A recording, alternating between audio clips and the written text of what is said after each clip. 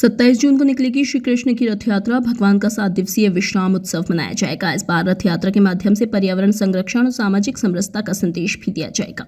आयोजन में अंतर्राष्ट्रीय स्तर के विद्वान, कथाकार और कलाकार अपनी प्रस्तुतियां देंगे। इस्कॉन मंदिर के राघव पंडित दास ने जानकारी देते हुए बताया कि आयोजन को देखते हुए इस्कॉन की ओर से मुख्यमंत्री डॉक्टर मोहन यादव को एक पत्र लिखकर उज्जैन और इंदौर में स्थानीय अवकाश घोषित करने की मांग की गई है। इस साल मध्य प्रदेश में इस्कॉन द्वारा कुल 42 स्थानों पर रथ यात्राएं निकाली जाएंगी। जगन्नाथ स्वामी की जय। देखिए, उज्जैन एक सांस्कृतिक, आध्यात्मिक और ऐतिहासिक स्थली है और सौभाग्य से जिस जगन्नाथ जी की रथ यात्रा निकल रही है, उनके मंदिर का पुरी में निर्माण जो करवाया था वो उज्जैन के राजा इंद्रद्युम्न महाराज ने ही कराया था।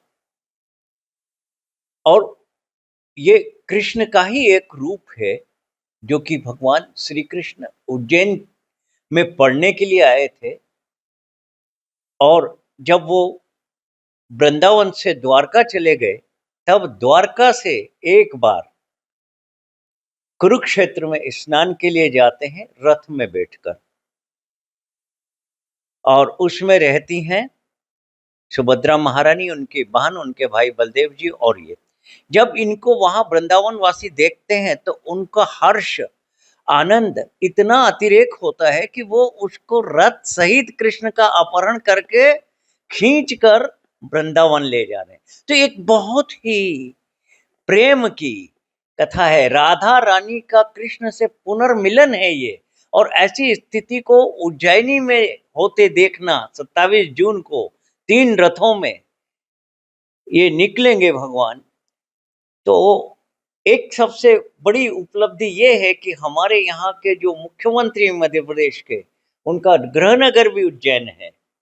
तो हमारा ऐसे में अनुरोध है कि पूरे विश्व में जहाँ जहाँ भी रथ यात्रा निकलती है, जैसे अमेरिका, सैन फ्रांसिस्को, न्यूयॉर्क आदि में छुट्टी रहती है, इंडिया में भी उड़ीसा में जहाँ जगन्नाथ जी का स्थान है, पूरे उड़ीसा में छुट्टी रहती है, कलकत्ता में रहती है, अहमदाबाद में रहती है, इसके अलावा रायगढ़ जो छत्तीसगढ़ है वहाँ छुट्टी रहती है और मणिपुर में रहती है।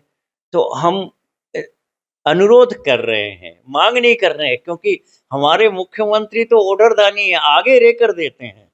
तो सिर्फ हम अनुरोध कर रहे हैं कि इस रथ यात्रा के महात्म और इस अवसर पर सार्वजनिक या स्थानीय अवकाश उनके द्वारा घोषित हो तो बड़ा हर्ष होगा, आनंद आएगा।